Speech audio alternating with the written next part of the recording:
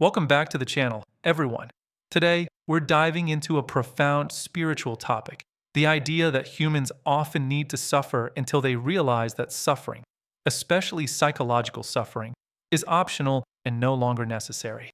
This concept comes from teachings on presence, meditation, and awakening, inspired by thinkers like Eckhart Tolle. It's a paradox. Do we need time and struggle to reach enlightenment, or is it already here? We'll explore inner stillness, the pitfalls of meditation as doing, and the story of the Buddha's journey. If you've ever felt stuck in your spiritual practice or wondered why suffering seems inevitable, this video is for you. Let's get started and stick around for a self-reflection question at the end. Let's start with an intriguing idea. A human often needs to suffer until they realize that suffering is no longer necessary. It's optional. I'm talking specifically about psychological suffering, the mental turmoil we create through overthinking, attachment, and ego-driven struggles. This leads to an interesting question you could ask yourself right now. Check within. Am I able to sit here in a state of awareness? In other words, can I sit in this room quietly, without thought? For some of you, being without thought might only happen in brief moments here and there. And that's okay. It's good enough. The key is to simply decide to be present instead of getting lost in thinking. If that's still too difficult, try putting some attention on your breath. It leads you into presence. You're fully present with the breath as it flows in and out. This isn't about forcing anything. It's about gently shifting from mental noise to awareness. Think about it. In our busy lives, we're constantly bombarded by thoughts about the past or future. But presence is the antidote to unnecessary suffering. Stillness is a powerful word we can use here. It's a pointer to that inner state. There's a stillness within you that's always accessible. The word still is interesting in English. It can refer to the absence of physical movement, like telling a child, sit still, be still, don't move. Or it can mean the absence of noise, often external noise, like a still night. But we're talking about inner stillness, the absence of the movement of thought. When you achieve this, you've embodied what the French philosopher Blaise Pascal meant when he said, all of humanity's problems stem from man's inability to sit quietly in a room alone. Traditionally, this inner stillness is associated with meditation. Many people find that when they meditate, they're able to touch this stillness. Usually, they start with some kind of technique, which acts as a precursor to true stillness. Hopefully, the technique leads you into that stillness, and then you no longer need it. It's like training wheels on a bike, useful at first, but eventually, you ride without them. Common techniques include repeating a mantra, counting your breaths, inner visualizations, or focusing on an external object like the flame of a candle.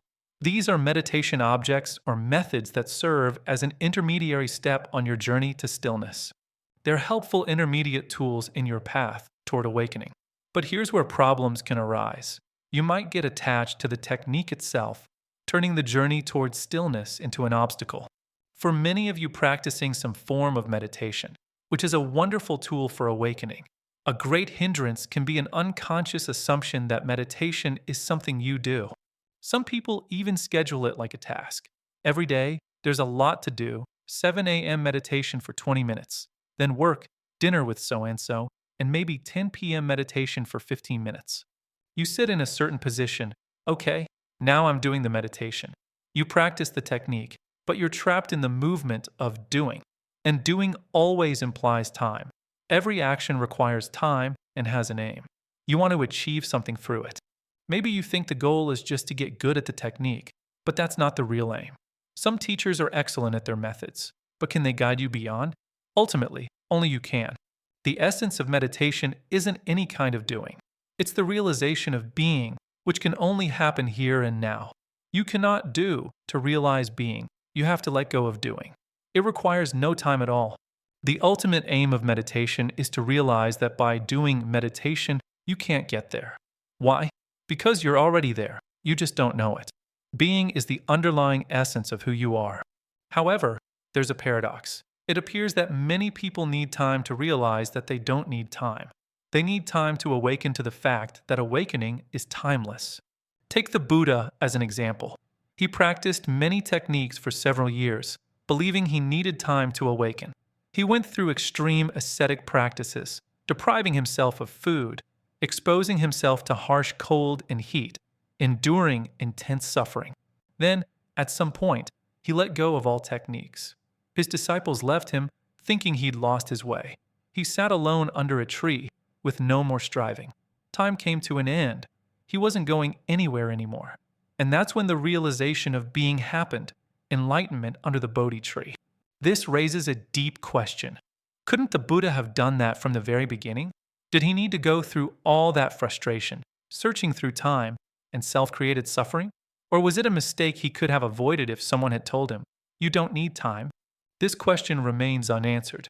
In the same way, one could say that humans need to suffer until they realize suffering is optional. Psychological suffering, the anxiety, regret, and mental loops we trap ourselves in, isn't mandatory. It's a choice, often unconscious, until we awaken to presence. To apply this, start small. Ask yourself if you can sit quietly without thought, even for brief moments. Use breath awareness if needed. Let go of doing meditation and embrace being. Over time, or perhaps instantly, you'll see that stillness is your natural state. Thanks for watching this exploration of suffering, stillness, and the paradox of awakening. If this resonated, like, subscribe, and comment below. Have you experienced this shift from suffering to presence?